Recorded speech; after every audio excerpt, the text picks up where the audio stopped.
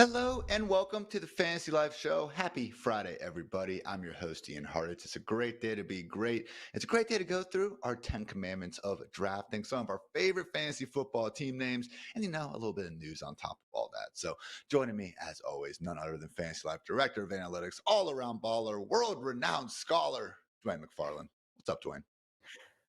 I don't know about the world-renowned scholar part. Like, I like the all-around baller. Like, fine. I mean, duh, no. Yeah, man, it's good. Had some preseason football last night. I mean, the riveting play of the New England Patriots. I mean, wow, this offense is so gonna cook this year, Hartitz. Like, I'm so excited to watch it. Sorry, guys. I'm sorry if you're Patriot fans. I know I'm kind of messing with you right now, but hey, Drake May looked good. He did. He did. Scored a little rushing touchdown, which means he must be Jaden Daniels now. Maybe we'll be adjusting the ranks accordingly. Only one way to find out as we get into the news. But first, a quick word on Fantasy Life Plus. Fantasy Life Plus, Fantasy Life's premium product, is, our way of trying to help you out there just, win your fantasy football league. Because if there's anything that truly matters in this world, it is trying to get those bragging rights over your friends and family. So I will say Mrs. Hartitz was in the lab with me trying to get ready for her company fantasy draft, went through our draft champion tool, and lo and behold, got an A. Now the tool told her that she drafted most like Dwain, not myself, which was a little bit hurtful. But you know what? We'll take the A when we can get it. So again, really trying to make life easier for you guys with our draft champion tool, with our ranks, projections, that and so much more. So personally, again, personal endorsement, I will say, Dwain's utilization report suite is some of the best usage-based statistics that money can buy. And again, costs less than a Chipotle burrito per month for our tier 2 package, not trying to break the bank out there. So Fantasy Life Plus, check it out. But now the news. Dwayne, as you mentioned, we did have football last night. Patriots and Eagles. The final score is like the points and whose line anyway. It does not matter, but the usage, it does matter. And a little bit troubling for one Jalen Polk. Yeah, Polk's still running with the second team. But when I look at the starters, Ian, and I read KJ Osborne, right? We've got DeMario Douglas played in the slot, but the other starting outside wide receiver is none other than Jalen Rager. Man, it's just only a matter of time. The Patriots can't start those guys all year. I mean, if they do, they might not win a single game. So it's not ideal. We would rather see, Polk out there with the starters in this game.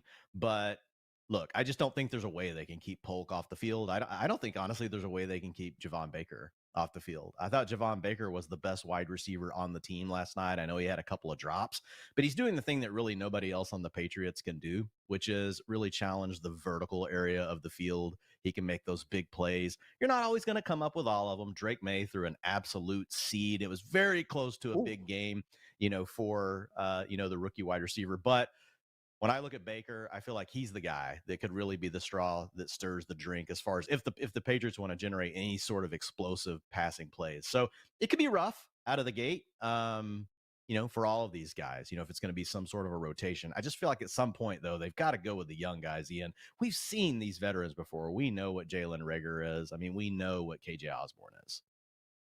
Also interesting that seemingly every good vibe out of Patriots camp has been in favor of Polk and also Baker out there. So haven't quite seen that usage be matching what we've seen, again, or hearing out of Pat's camp. But that said, Dwayne, I mean, Juju Smith-Schuster did start the first Patriots preseason game and then got cut literally Got the cut. next morning. So Yeah. not exactly expecting Polk to be on the outside looking in once the season starts. But for now, man, especially once we get Kendrick Bourne out there healthy, KJ Osborne could be at least an early thorn in the side of perspective Polk managers. So I don't know about you, Dwayne. Personally, not really adjusting the ranks too much over any of the Patriots moves. Also did have Ramondre Stevenson playing 10 snaps with the starters, 5 for Antonio Gibson. So pretty much what we got, what we expected to get, I should say, as long as this wide receiver usage again starts to figure itself out a little bit more. So any major ranking adjustments on your end after seeing last night? No, I made a couple of tweaks this morning. I didn't move any of the Patriots. I'm still going to wait. It's just like I said, I just don't see a way where the young guys aren't really who ends up on the field and where they're going right now in drafts. Like Javon Baker is going to be undrafted for you guys. He'll just be a name you're watching off the waiver wire. And Jalen Polk goes late in your draft. So just no real reason to move them. They're still the bets I would make on the Patriots. But Ian, I will say this: like the utilization is going to probably be good for Ramondre. We know Antonio Gibson's going to get his work, but I am starting to move towards the idea of I just don't want to draft any Patriots, man. Like I don't think you're going to lose your league. I'll put it that way. By missing out on any of these players, including Ramondre. Ramondre could get 300 carries, and we might not like the final outcome. Like, how many times is this offense going to get inside the 5? And then what if Drake May does what he did last night and still some of those rushing touchdowns? Like that would be catastrophic. Look, I just don't want the Patriots. I'm just going to say it. I'm not drafting Patriots. I'm done. I'm putting my stake in the ground right now. If I do draft one, it would only be Jalen Polk with my last pick. You hear that, everyone? Dwain is absolutely done with the only NFL team that has a win total at just 4.5. So I hear you. I'm still keeping a candle lit for Antonio Gibson because he literally goes outside at this point, the top 160 picks. And if something happens to Stevenson, make no doubt about it, we would see Gibson on the cover of every waiver wire article in the injury, regardless of if he got burned by my mans in past fantasy years or not. But I hear you fully there, Dwain, because again, as much as Drake May did flash out there, had 2 seeds, honestly, deep to Baker that unfortunately weren't caught. Also had the aforementioned rushing touchdown. Looked the part of, again, the number 3 overall pick, but they have been, very certain about Jacoby Brissett being their starter. But Dwain, as we know, top 10 picks usually don't sit on the bench for long. And as much as everyone loves shouting out the Vikings early season schedule, man, I think you can argue the Patriots is just as difficult. Week 1 at the Bengals, then versus Seahawks at home. Maybe they can get a win there. But after that, bro, at the Jets, at the 49ers, versus the Dolphins, versus the Texans. When do you think we see Drake May, Dwain? Because for me, I know we had that line as probably, no later than week 7 for McCarthy. I think you could argue with May, it's, that'd be kind of shocking to me if he's still on the bench for that long. Could very well be earlier. Yeah, I think that Drake May is probably on the field for sure after those 6 games. They could just decide, hey, let's just let Brissett lose all 6 of these and not kill Drake May's confidence.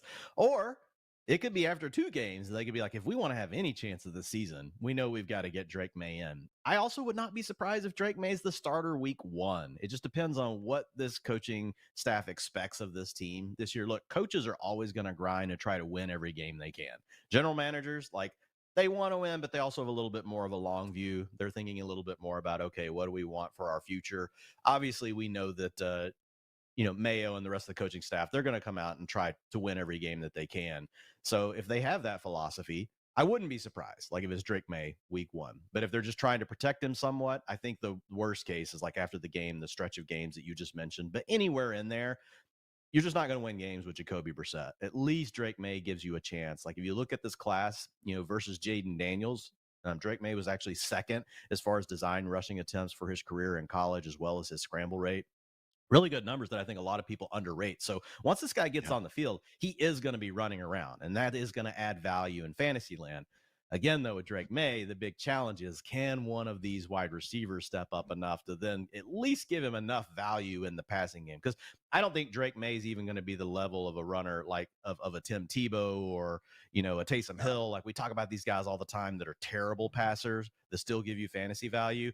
Drake May's not going to be on their level, but I could see him giving you 400 rushing yards, Ian. I could see him giving you 4 or 5 rushing touchdowns. Like if they could ever get inside the 5-yard line, that'd probably be his ceiling.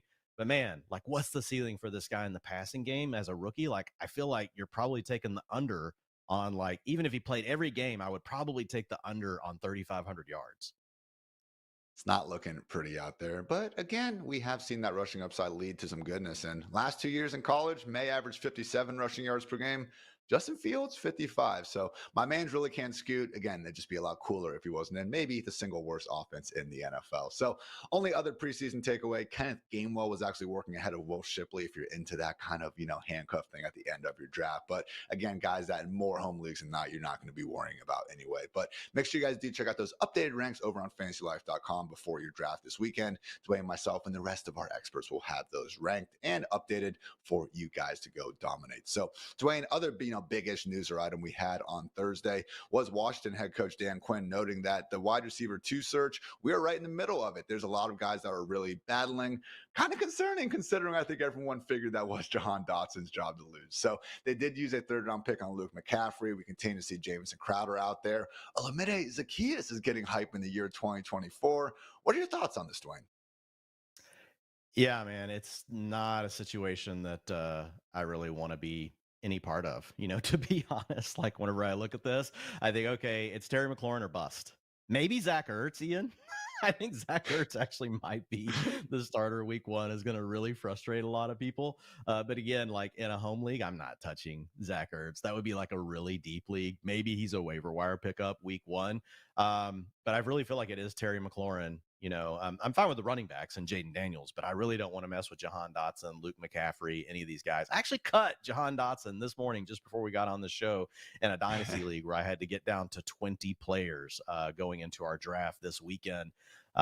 Look, Jahan Dotson's still a young player, Ian, but I had to cut him. Like, just not has been a target earner over the first 2 years. We got a little bit of encouraging news like a week ago. Maybe he's going to move and play from the slot. And then this week, to your point, we get these comments that, we don't even really know who our number 2 wide receiver is. Look, Jahan Dotson, they invested in him. They should be getting to talk positively about this guy. So sometimes we don't care about coach speak, but when it lines up with what we've already seen in the first 2 seasons from the player, then I just kind of have to go ahead and give it credit.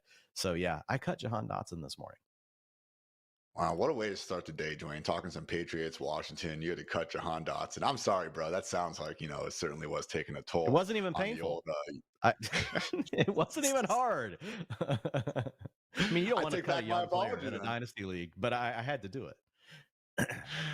I do agree. It is looking very rough for Dotson. Maybe he can turn it around fast as a rookie, but at a minimum in the year 2024, guys, yeah, I think there are probably better late round darts to throw. Remember, I mean, of all the offenses that have started a rookie quarterback at least 10 games since 2010, which there have been 41 of them, median finish for the number 1 wide receiver, which is Terry McLaurin. I mean, that's only wide receiver 35, which is around where Terry's being drafted. That's fine. We're in on scary Terry, Dotson, the rest of those guys, very much late round perspective darts, if that, at this point. So those were the 2 big news items. Also had a handful of other nuggets I want to quickly run through. Sadly, Bengals running back, not the actor, Chris Evans, out for the season with a torn patellar tendon, continues to open up even more pass down work for Travion Williams and, of course, Chase Brown.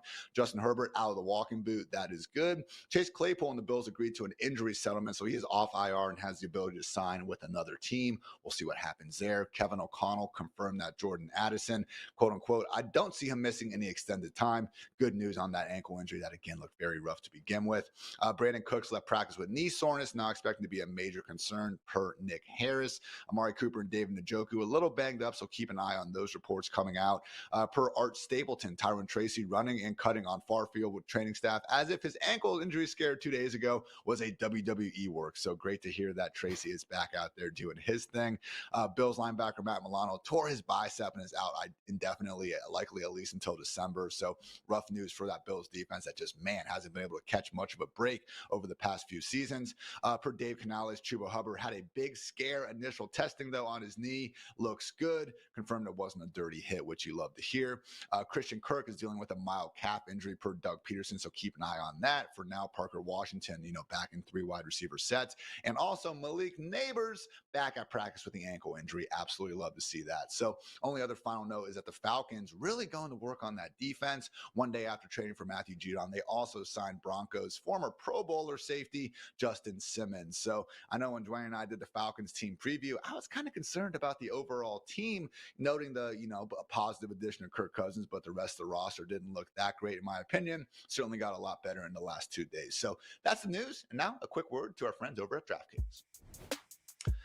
Whether you've been watching your favorite team from the screen at home or the ballpark in the stands, there's an even better way to get in on the action. Check out our partners at DraftKings Sportsbook. New customers who bet $5 will instantly get $150 back in bonus bets. And let me tell you, everyone, really good opportunity to get in on this weekend is UFC 305. Banger of a main event. Israel Adesanya, the former champ, facing Dricus du Plessis, the current champion at 185 pounds. So really is mostly a pick 'em line. I personally am leaning towards DDP when we do have these matchups between more of a pure striker and a grappler, which not to say Dricus can't do it all, but he is certainly the man on the ground. I do think DDP can go ahead and take this one. So give me Dricus. But yeah, if you guys want to, again, use code FANTASYLIFE, you can bet just $5 to instantly get $150 back in bonus bets. All you got to do is download the DraftKings Sportsbook app now and use our code FANTASYLIFE. Remember, the crown is yours. All right, Dwayne, This week, we went through a lot of draft position stuff, and now we want to kind of put a bow on things and go through our 10 commandments of drafting a football team. So, regardless of what league you're in, if you're facing high stakes players, if you're facing just, your friends, the neighborhood, whoever, we think that these 10 commandments will help you just be in the right state of mind and doing the right process throughout your draft. So, let's get after it with our first commandment. And Dwayne, it might be common sense, but you know what? Good. People should do it anyway.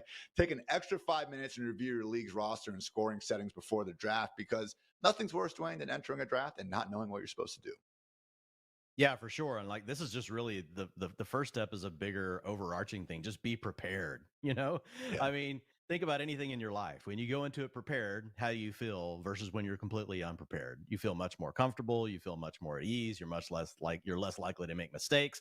And obviously this is the first part of being prepared. Like, what are the settings for your league? How many starters do you need? We'll talk about that more in a minute. What kind of scoring, system do you have? If you come over to FantasyLife Plus, you can then go in and put those things into the settings and the rankings hub, and you're going to get a customized list for the rankings that's catered exactly for your league. So you guys start 5 wide receivers and a flex. Great. We've got you covered. You're more of a traditional league. You just start 2 wide receivers and 1 flex. Okay, great. We also have that covered. And then we also are baking ADP into that, Ian, based on the platform that you're drafting on. So we've gone a long way to try to build tools that can help you guys be prepared for your drafts. But obviously, yes, the first step is you got to understand your scoring roles and then go put that into whatever tools that you're using.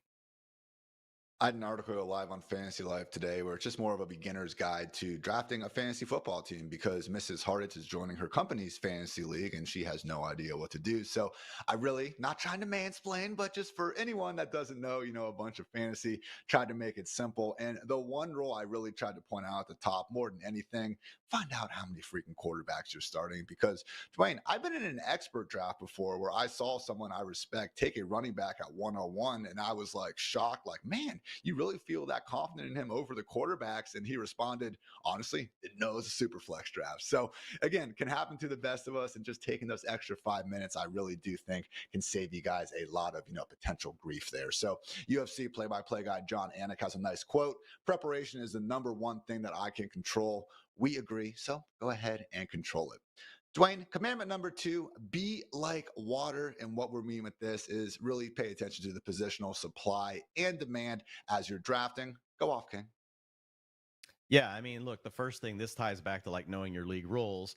But if you know you're going to be in a league that's going to start 3 wide receivers and you've got a flex versus 2 wide receivers and 1 flex, you immediately know there's going to be more demand for wide receivers because there's going to be more starters in your league. So you need to adjust for that in your mind and in the way that you're approaching your draft. And you're going to have to prioritize wide receivers a little bit more. But to Ian's point, we want to remain like water, because what if our league mates are just going in a total different direction than what we thought they would? Maybe they're not adapting to this strategy. You don't want to over adapt because you want to make sure that you're filling out a really good roster that's strong across all of the different positions. But yes, understanding supply and demand is huge. That goes back to what you just talked about with Superflex. Once you go from 1 quarterback to 2 quarterbacks, the supply and demand dynamics completely changes on quarterbacks. It goes from being a position you can easily wait on to being one that you've got to have won in your first 2 rounds. So again, just thinking about being prepared. And I've outlined some general guidelines already in my quarterback and wide receiver strategies that have dropped. I'll be putting out the tight end as well as the running backs next week. And I have guidelines at the very bottom based on the kind of league you're in. Hey, generally speaking, this is how many wide receivers, how many tight ends, how many quarterbacks, how many running backs you want to have by these rounds in your draft. Again, just guidelines. That means you can continue, like Ian says, be like water, but these are the things that you should be thinking about. I definitely came up with that quote. Surely did not steal it from the late, great Bruce Lee with that one. But Dwayne, you got these great quarterback and wide receiver strategy deep dives. How much do people have to pay for those articles on fantasylife.com? Oh, those are still FREE. Yeah, Oh, they're still wow. absolutely free. So you guys can go check those out. I had no idea. Funny how that works. But yes, wide receiver strategy just got published today. Make sure you guys check that one out. But seriously, as we've gone through a lot of mock drafts this week using our draft champion tool, I mean, I think you guys have seen it firsthand with Dwayne and I. As much as we might start off with the hero or zero RB mindset, I mean, you do have these rounds where you don't want to risk getting, put behind the 8 ball. And Dwayne, I know yesterday it was one of those things where I think it was like 5 or 6. There are these adjuster type of rounds. And this kind of, is starting to take us into our next commandment, which is what can you get in this round that you can't get later. It's just the idea of value in tier-based drafting, because as much as you might like a running back, for example, in round 6 more than the tight end, if you see the tight end's the last guy in the tier and the running back you like's at the top of it, that's when maybe you can say, okay, even if I like this, one running back more than the next guy there, I can't risk losing out on the tight end that, again, I have nobody like for the rest of my draft. So talk a little bit how, again, tier-based drafting really supersedes any specific individual ranks for you. Yeah, and there's really a macro and a micro view to this, which is right. What you talked about. What can you get and what can you get later that you can't get, or what can you get later, right, that you can't replace? Yeah. So, or sorry, what do you have to take now that you can't replace later? Would be the better way to say it. My bad, guys. But the way I do that is I start from the back and I go look from the last rounds and I work my way back to the first round and I start to get a feel for, wow, I'm really comfortable with this position later in drafts this year. I really feel good about this pool of players. So once you know that, then now you can start to plan ahead in your draft. Things aren't going your way. Well, you still know where you're going to attack those other positions later. That's more the macro strategy. So you hear me talk a lot about Jaden Daniels, Kyler Murray, Joe Burrow this season. I feel really good about waiting at quarterback because of those 3 players, plus the fact that Anthony Richardson sometimes slides.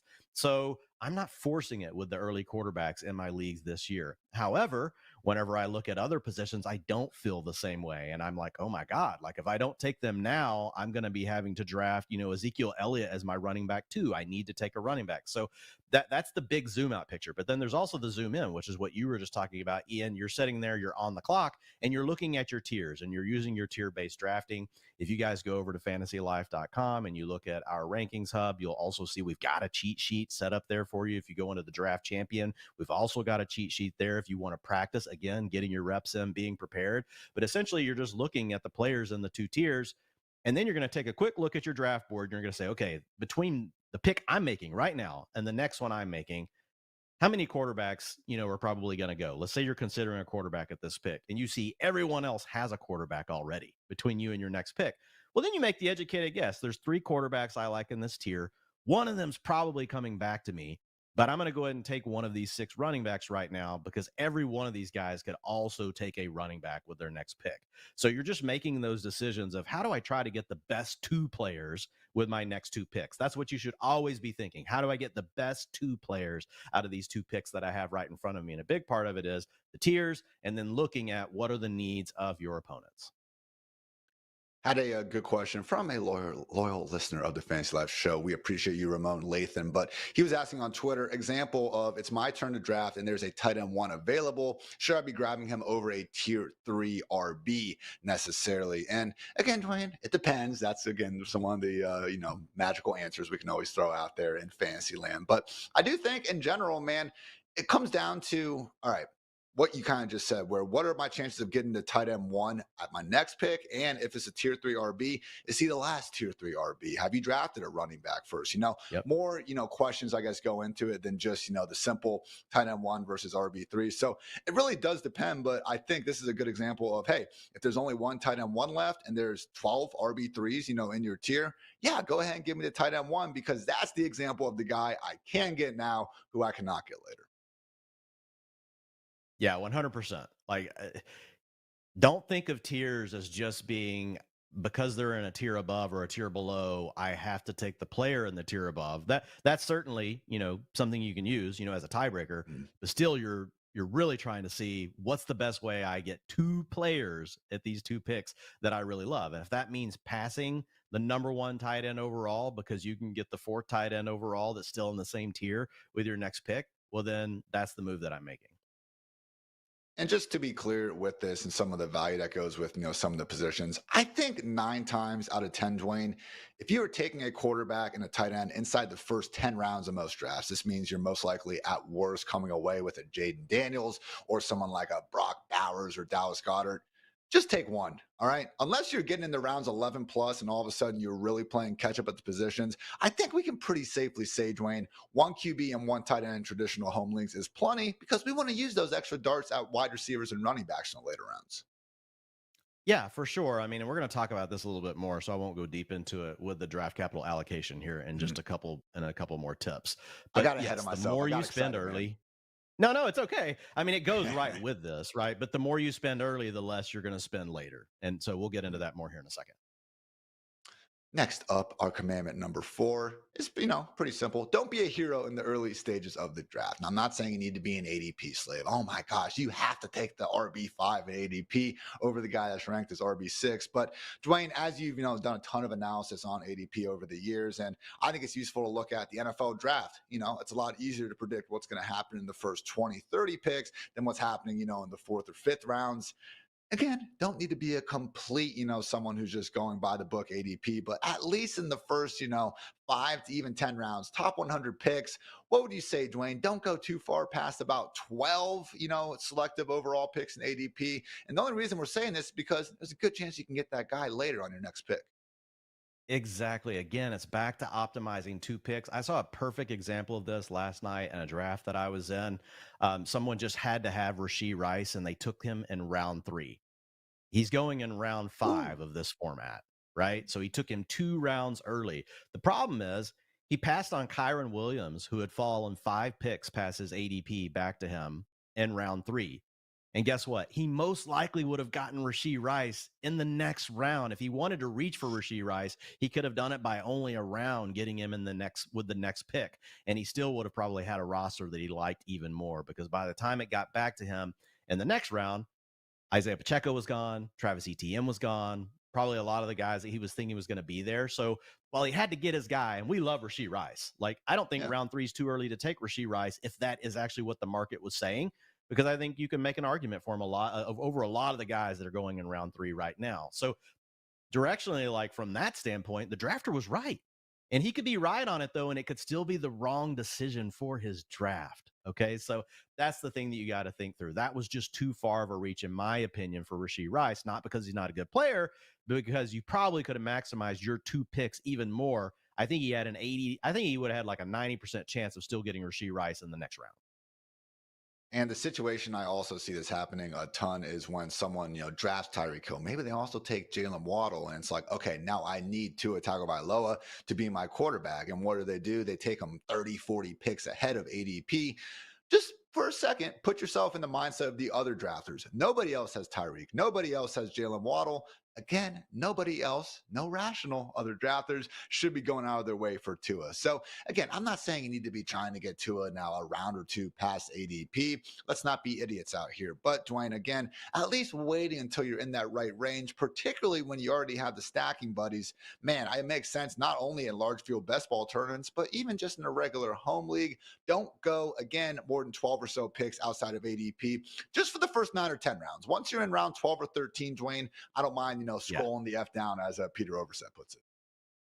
Yeah, yeah. Once you get past round 10, it doesn't matter. You know what you need. If you need upside rookie wide receivers and you want to and now your strategy is I need to get 2 of them. Well, you can't wait for ADP because they all go together in the same round. So you're going to have to take one of them around early and then one the next round. So you're adjusting your strategy, but especially early, yes, Ian, you don't want to reach too far.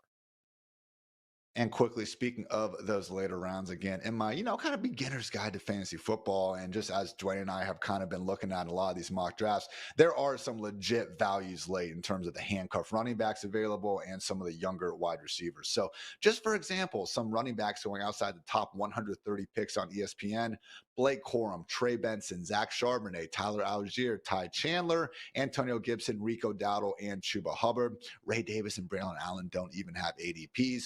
Those are the examples of running backs I'm looking to load up on late. And then a wide receiver: Xavier Worthy, Keon Coleman, Roman Tunze, Lav McConkey, Brian Thomas Jr., and Xavier Leggett, all going outside the top 120. Jameson Williams, Curtis Samuel, and Rashid Shaheed apply as well. So honestly, that's my player pool. And if I'm reaching a bit more, in round 12 for one of those guys, I don't care, because again, we're at that point in the draft where we don't need to be quite so concerned with where the ADP is standing. So moving right along, Mr. McFarland, commandment number 5, draft capital allocation. How much have I spent on this position?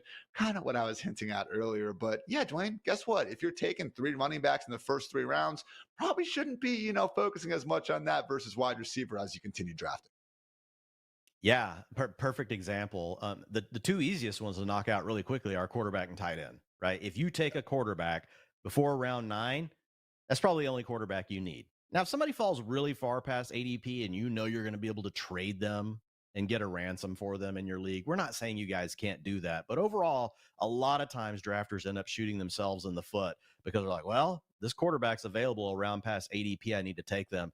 No, most likely you still need to be doing something else. That's going to be what's best for your team. Same thing with tight end.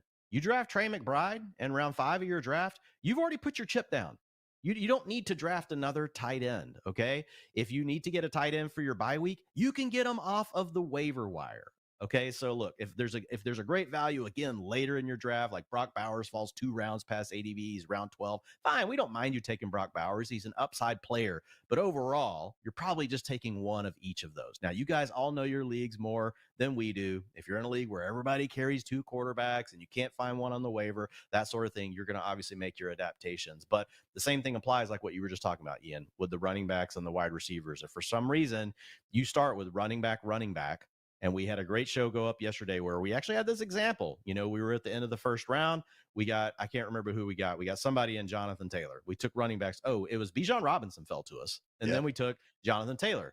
We didn't touch another running back for multiple rounds. We knew that we had to attack the wide receivers. And again, guys, this stuff all ties together. So going back to the supply and demand, if you start off running back, and your league is a 3 wide receiver league plus a flex, you better start drafting wide receivers in the 3rd round. And that's honestly what's great for you is there's a good sweet spot there. You could take Nico Collins, come back with Jalen Waddle, then you could potentially get Malik Neighbors. If not, you just go ahead and take Rashee Rice. Now you have 3 really good wide receivers to go with those 2 running backs. But if you dip into the running back waters again, number 1, you're going to be taking a player that's probably ranked too high, going too high in these drafts. And then number 2, you're going to be hurting later at wide receiver. So the more you spend early on a position, the less you should be spending later on that position. And then the same thing for your dart throws.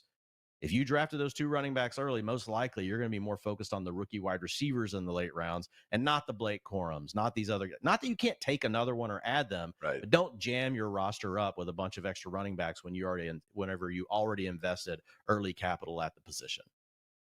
And I think arguably, if you just had to take 2 of these commandments away, it's this combined with the tier-based drafting. Because, yeah, guess what? There's going to be some tier 1 quarterbacks available in each of the first couple rounds. We're not taking multiple of those guys. You need to, again, be aware of your positional supply and demand, who you've taken, and again, who you need to be going after. Because you said it, Dwayne, we can get our bye weeks filled on the waiver wire. And God forbid something happens to our elite quarterback or tight end, there are going to be reasonable enough options that we can get. I mean, I'm looking at ESPN ADP right now, and guys going outside the top 160, which means in large part they're not going to be drafted more times than not.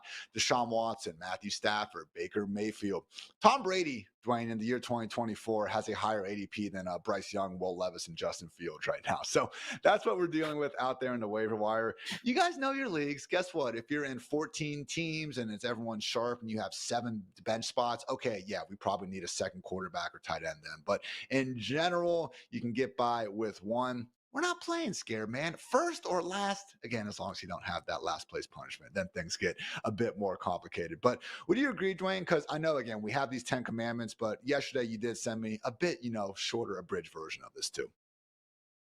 Yeah, I think like if you're just going to take 3 rules like into a draft, like it's understanding the supply and demand. Okay, you're going to understand where the value is at the different positions. Again, working from back to front, the position pockets that you're going to be most comfortable with. Again, we've written all these up for you. Ian's got great work he's already put out on it. I've got my stuff coming out now. Wide receivers just dropped today. But then the last part is obviously this. It is if you've invested the early draft capital, you don't have to continue to invest as much late. So you could theoretically draft, 4 running backs by round 10 and just be completely done with the position. That could be a strategy because you've invested 40% of your first 10 round picks into the running back position. Okay. And whenever you think about, taking players earlier in drafts, like you have to weight that a lot heavier than, oh, well, I took 3 running backs late and now I've got 7. No, I mean, 3 running backs that you're taking late doesn't count as much. So if you only took 1 running back in the first 8 rounds, well, then, yeah, you probably need to be firing a lot. I mean, this is mostly common sense stuff, but you see people forget it all the time. So, yeah, I would say those are the 3 main things. Another good way of putting all this is, that old quote where John Gruden once asked Tom Moore why Peyton's backups weren't getting more practice reps. And Tom Moore responded, fellas, if 18 goes down, we're effed. We're screwed. And we don't practice being effed. We don't practice being screwed. That's the thing. Why build your lineup, expecting your stud quarterback or tight end to mess up or get hurt? You're just practicing being screwed. And accordingly, you're lowering that best case ceiling of your fantasy squad. So, again, first 5 commandments. Take those extra 5 minutes, review your league's roster and scoring settings before the draft. Be like water. What can you get in this round that you can't get later? Being, a tier-based drafter. Don't be a hero in the early stages of the draft, and also be aware of your draft capital allocation and how much you've already spent on that position, and let that guide your remaining picks. So as we get into the final 5 commandments, Dwayne, number 6, don't hate the player, hate the ADP. Something I say entirely too much on this podcast, but you know why? It's a good point. Yeah, I mean, look, there's a point in every draft where any player can become a value. There's a point in every draft where, a player is a reach. So we're using the ADP again to help us try to get the best combination possible of players. It's not that you have to look at ADP as being, oh my God, this is exactly how I should have my players ranked. No, you should have differentiating opinions about what you think on players versus where they're going with ADP. But if you're drafting, especially in a league where most people, where you're drafting online, which most people do today, right? Even you guys are all showing up, hanging out together, ridiculing each other for every pick. You're probably all still on your computers. Everyone has a queue up. Okay, so whenever you think about ADP, one thing is you can use the tools from FantasyLife. We've got it up for multiple different sites, and you can see, where players are going. But the other thing you want to pay attention to, Ian, is the queue. When there's players at the top of the queue, when people go into panic mode, guess who they're clicking on? The players at the top of the queue. I do this all the time in best ball. I'll be like, man, I really don't want to take Bryce Young here, but I need another quarterback. He's at the top of the queue. If any one of these people time out on their pick behind me or panic, they're going to take Bryce Young because he's at the top. So I got to go ahead and take him here. So again, like ADP and the queue, all those things come together. But I think, I know what your bigger point here, Ian, is the fact that you don't have to be a slave to the ADP, but there can come a No. point like when someone falls 2 or 3 rounds, past their ADP, it's probably a value, and there's a lot of great research out there on this about one of the best ways of winning your league is consistently getting value past ADP. So I think, whenever you think about the work that's been done, like Best Ball has taught us a lot about this, like Michael Leone from Establish the Run, he's got some great work on it. Adam Hartstead from over at Football Guys, he's done some tremendous work on, he said, like, if you had one rule, his one rule is, if you had to follow it in the draft, is you just keep taking the ADP values, obviously paying attention to like your roster construction. Okay. Not overloading at a certain position, but getting those values. And I think honestly, the biggest kind of factor that we see this, I'm looking at some of the 2023 ADP versus now what we have in 24 right now. And you see it all the time. These running backs that we had to draft early that didn't, work out for one reason or another. Tony Pollard, couldn't score that touchdown against the Dolphins. We still see that screenshot all the time. It was a disappointing season relative to where he was drafted. You took him 16th overall. Guess what? Right now on ESPN, he's going 106th overall. Najee Harris, I don't think is someone that fantasy managers have been thrilled to own over the years. Last year, he was a 26th pick off the board. This year, 96 on ESPN drafts. I mean, Ramondre Stevenson last year, you picked him 30th. Oh my gosh, it sucked. He was hurt half the year. He wasn't very effective the other half. Now he's going pick 67. So again, Dwayne, it's not just, every single post-hype case we have to get into, but it's don't let yesterday's fantasy mistake completely cloud tomorrow's draft choice. Because again, as much as we know these players and they're real people, and I don't want to make them out to be these data points on a piece of paper, like where they're being picked is just as important as the fantasy points were expected. So when they become a lot cheaper, let's not completely hold what happened last year against them. Yep, for sure. And those are all great examples. Those guys there's probably been an overreaction in the market on some of those players, to your point, because we are human beings. And when we get burned by something, Kyle Pitts, we're all looking at you, like we have a tendency to be like, I'm not taking that player. I'm just going to keep passing them. What happens whenever that occurs with a lot of different people is the player's average draft position gets pushed down. And so a lot of it is psychological. So to your point, like, yeah, we don't want to hate the player. We just want to look at what the ADP has to say about it. And you're right. Like Najee Harris is a great example. Last year, we talked about him as a fade. This year, where he's going in drafts, like he could so easily pay off, what you're paying for him, to get him on your fantasy team. And Kyle Pitts is a great call too. It's not like he is way cheaper than last year. He is going about around later. But for me, it's like, okay, if you have this problem with Kyle Pitts, ask yourself why he busted last year. Well, he was coming back from the injury. Jonnu Smith was stealing a lot of his targets, and he had horrendous quarterback play. I mean, those are pretty much the three key factors for him. Now he's healthier. That tight end, Jonnu Smith, now plays in Miami. And Kirk Cousins, yeah, I think he's a little bit better than freaking Desmond Ritter, even coming off the Achilles injury. So, not saying you got to draft Kyle Pitts in every single draft, but if you are just full on fading someone, guys, again, try not to hate the player, hate their ADP just a little bit more. So, good stuff there on number 6. Commandment number 7, Dwayne. Injury prone and already injured, two very different things. So I think it's fair to use a guy that's already banged up, the Puka Nakuas of the world, even Christian McCaffrey at the top. If your mindset is, you know what, I am 50-50 between CMC and CeeDee Lamb, which is not the best example because he's also holding out right now. But if you're 50-50 on two guys and one of them is injured, I think it's fine to go with the other guy. But where I draw the line is someone like, honestly, Christian McCaffrey over the last couple of years, where people just look at him and say, you know what, nah, he's just going to get hurt. Yeah, I think whenever we think about injury prone, like McCaffrey's a great example because, just 2 years ago, people didn't want to draft McCaffrey. They were pushing him down the board because he had been hurt the 2 previous seasons, and now he was quote unquote labeled injury prone. The problem with that is we're just really not that good at predicting who's injury prone. I'm not saying that it doesn't exist for certain players. Like Kadarius Toney comes to mind for me. Like I think Kadarius Toney's injury prone. Like he's always got a pull. He's always got something going on. When you watch him play, maybe it's his play style. He's so fast. He's so electric, honestly, on as much as we may bag on Toney. He's still electric with the ball in his hands, Yeah. but he's always getting hurt. He gets all these soft tissue injuries. So I'm not saying in my mind that I don't have any players that are probably labeled as injury prone, but just you have to remember that it's not something that we can actively predict. You also probably want to look at the types of injuries they've had. If they had a broken bone, man, there's not much they can do about it, Ian. I get a little bit more worried about these guys that have repeated soft tissue injuries. So I do give a little bit of weight to that. The other thing that I would say with injury prone that you were talking about, like the players that are injured, that's really the key here. Like when you start thinking about injuries in the preseason, we're still at the point right now, I'm not too worried about it.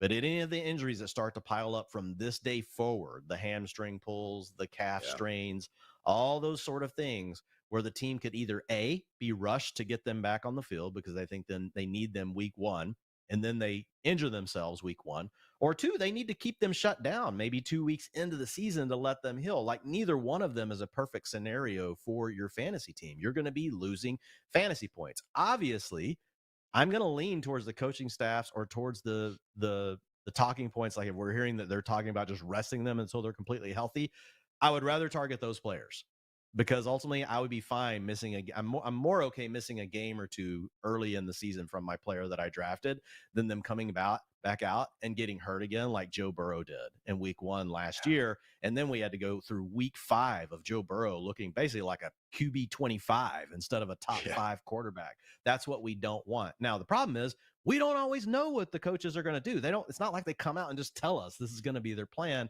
Occasionally, we get some morsels. That's where you guys got to be following the right people on Twitter. You got 32 NFL Beats. You've got Coach Speak Index. Like they're doing a lot of great work to help you stay up to date on those things. But yeah, I don't want to be drafting injured players, especially early. For example, right now, not too worried about Jahmyr Gibbs and Puka Nacua. If they practice this week and get hurt again, I'm suddenly a little bit more worried about taking Puka Nacua in my round 1. I want to de-risk as much as I can. And guess what? If that risk gets baked into their ADP and Puka all of a sudden is sliding a little bit, yeah, go ahead and draft him because we are not concerned about it being a long-term factor. Just make sure you cover your bases. And again, if the guy is already actively injured, I do think it's a relatively fine tiebreaker. So the injury prone thing, I'm with you, Dwayne, but just the problem I see people making with it is they treat it as this binary thing. Someone is either injury prone or they're not. It's never kind of broken down more so than that. So I really appreciate the people at Draft Sharks. They have an injury prediction tool where they actually assign legit probabilities about, what's the percentage chance that this running back misses at least 2 quarters. So someone like James Conner, 88.4% chance. That's high. But you know who also has a high chance? Kyron Williams, 88.7. Who do you think's having that held against them more in drafts? I would say James Conner. So for what it's worth, Christian McCaffrey's at 63.6%. Jonathan Taylor's at 65.3%. So again, there is a way to be smart about this. Older players, guys that have already been hurt. I'm not trying to say James Conner isn't a little bit more injury prone than some of these younger running backs in the league, but is it enough to warrant this 5-round draft pick difference? Sometimes that's where I usually draw the line a bit. So keep that in mind. Again, guys, already injured versus injury prone, two very different things. Now, Dwayne, number 8 commandment: don't draft a kicker or defensive special team unless you have to. Always enjoy being in the drafts where someone brings this up, right around round 14 or 15, because if you can help it, especially for us sickos that are actively drafting out, all kind of dates of the year, we'd much rather keep those bench spots filled with a handcuff running back or upside wide receiver when there is still time for, wild shit to happen before the season starts. Yeah, for sure. If your league doesn't make you draft these things, then you don't need to. You can wait. And yes, get those extra spots on your team to where you get to see, oh my gosh, an injury, something weird happens, and suddenly you're sitting on a gold mine. That's not going to happen with a kicker or a defense. The other thing is just, don't take them earlier. Like you said, you got to take them with the last 2 picks. Let's say you're forced to take a kicker and a defense as part of your rules. And there are leagues that do this. Okay, fine. We'll wait until the last 2 picks. So just kind of a little bit like pulling the curtain back behind the scenes when we talk about our projection models and the way that we're trying to build these tools for you guys. Whenever I'm talking with our guy, James McCool, he's our mathematician. He's our master coder, helping us code all these things out. We get together and we talk about it. We get Friedman together. We get Ian, get everybody's input, and we build the way that these models work. Well, he's funny because like on kickers and defense, we're like, man, they're all kind of too close. He goes, guys, like it doesn't matter.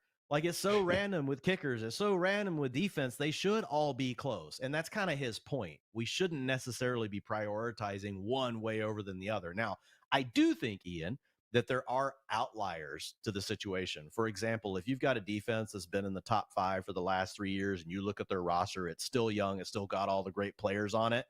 It's probably going to be a good defense again. So that's fine. If you want to take that defense a little early in round 13 or 14 and that's your thing, go ahead. I'm not, because you're going to find someone this year that's a defense that suddenly comes off the waiver wire that you're just going to get to pick up, or you can just target defenses at different times of the year playing bad offenses. But if you are going to spend a pick a little earlier on defense, it has to be one of those outliers.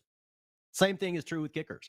We get these kickers that move around. Occasionally we have some like a Justin Tucker, right? Like a Harrison Butker that's typically up at the top. But for the most part, right, they're kind of all in the middle. And then one of some guys that we don't necessarily think of are going to move forward and suddenly have these really good years.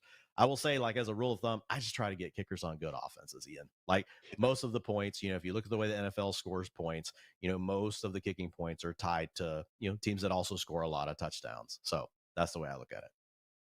Only 2 kind of exceptions would be the teams that go for it a lot on 4th down. The Eagles and Lions really over the last couple of years. Yeah. When it's 4th and 1 on the 10-yard line, guess what? Yep. They're going for it. They're not going to be taking the 3 points. But in general, Dwayne, 100% with you. Just draft the kickers from the really good offenses. And, whenever we can do that with the rest of our fantasy players, not a bad idea as well. But hey, we've seen this in past year, guys. Crazy stuff happens. James Conner became a league winner when Le'Veon Bell decided to hold out for the entire season. James Robinson became a league winner after the Jaguars surprisingly cut Leonard Fournette. So, these are running backs, again, on ESPN going outside the top 160 picks right now.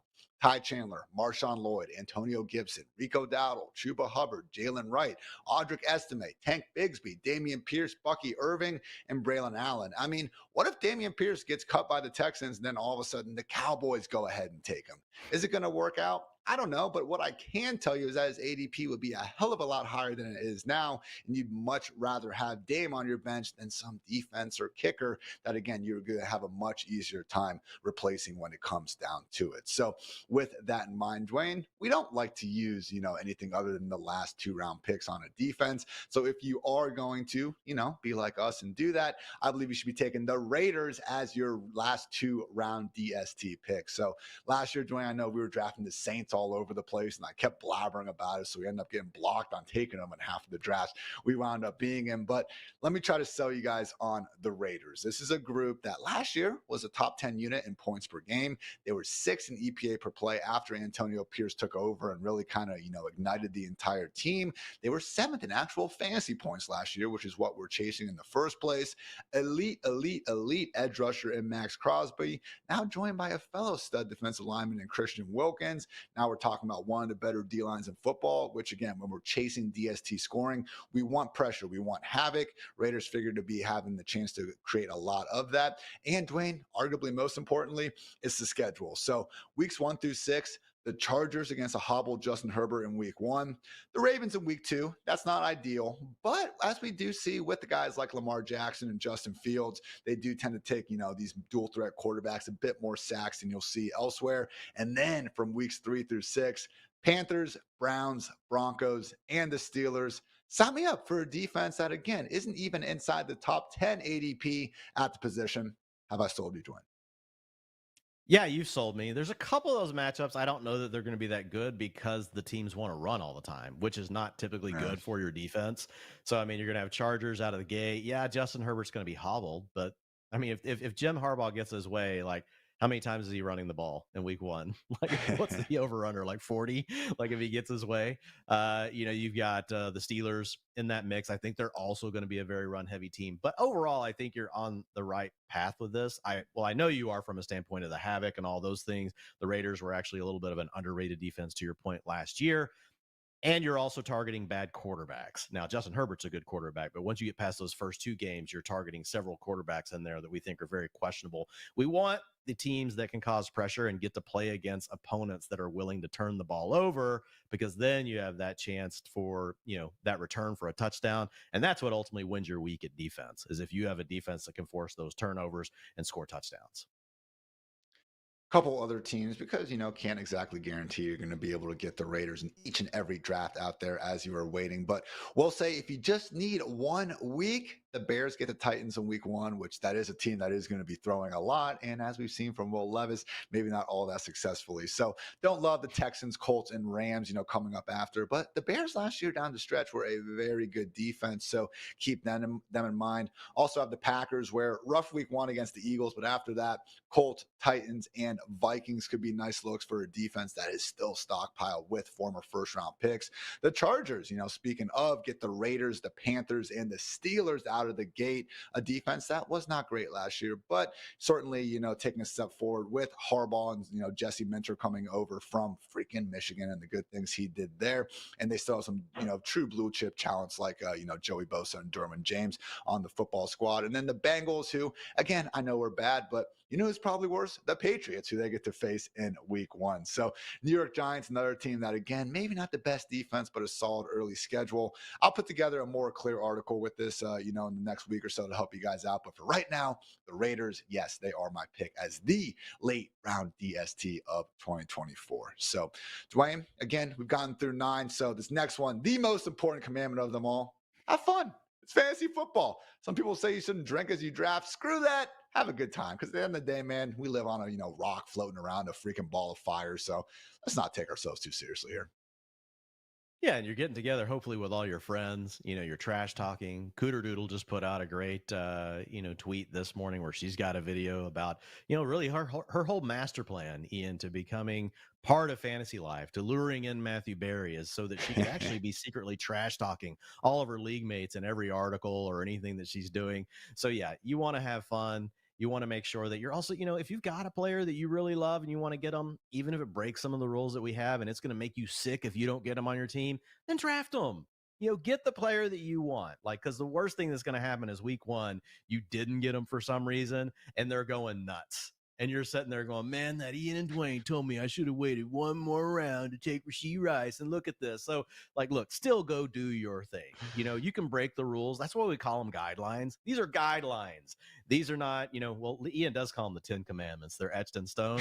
Whenever you read my articles, I call them guidelines. So, look, still have fun. Get the players that you want. But if you can try to do them within these constraints, we do think you're going to have a much better chance of winning, which that's going to be a lot of fun because then you really get to trash talk.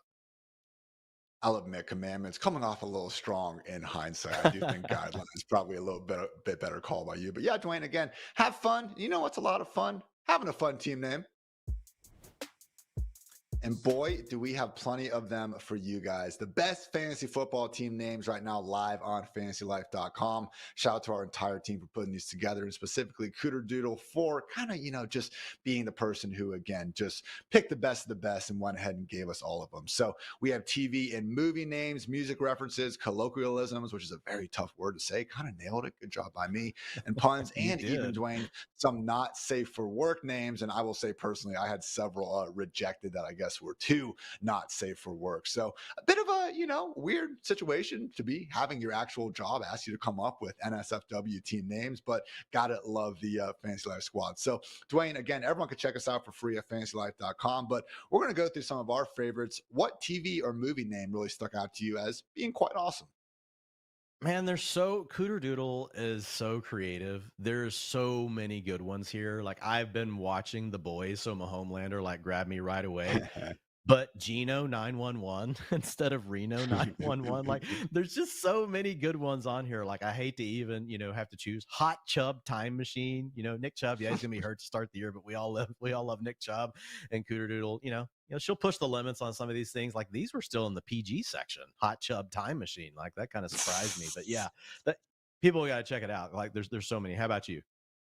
The Goblin Girls is pretty great. Gotta love the Golden Girls reference. The need for Shahid, though, has to be my I knew number you were one, going though, with Dwayne. that. I mean, come on. That was just too easy. So, again, some PG-13 ones, as Cooter notes, it's fine. Your mom isn't in the league. Maybe she is. Not that there's anything wrong with that. But, Dwayne, I know you are a big music fan. I myself, enjoy some tunes as well. Going to see some yacht rock tonight at the Lazy Chameleon. Cannot wait to check that out. But personally, here, man, Good Kid Dax City.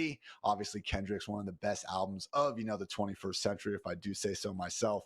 Any of these stick out to you, Dwayne? Well, I mean, I would go with more of the old school stuff. Stairway to Evans, For Whom the Bell Tolls.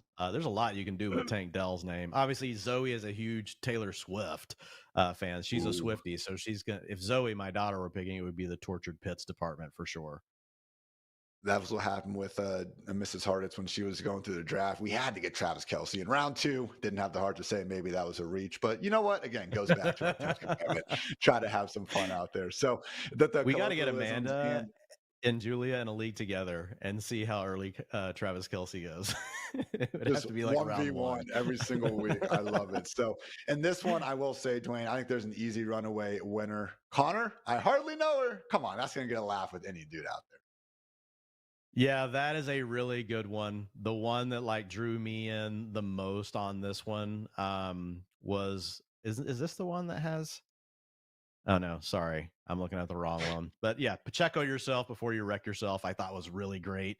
But I don't see the one that I was looking for. It might be on the next one. Oh, I think it's down here on the naughty list. Sorry, my bad. I got Here ahead of is myself. as Amanda says, we've heard your naughty little complaints. You wanted dirty fantasy team names. Well, boy, did we deliver dick jokes, euphemisms. We got them. So, yeah, we will not be elaborating on the references if you do not understand them. So, Dontavian Wicks out for Harambe, Big Nick's Energy, OnlyFins.com. Who knows what any of these could possibly mean, Dwayne? But I will say my best submission to the group was Neighbors Think I'm Selling Dope.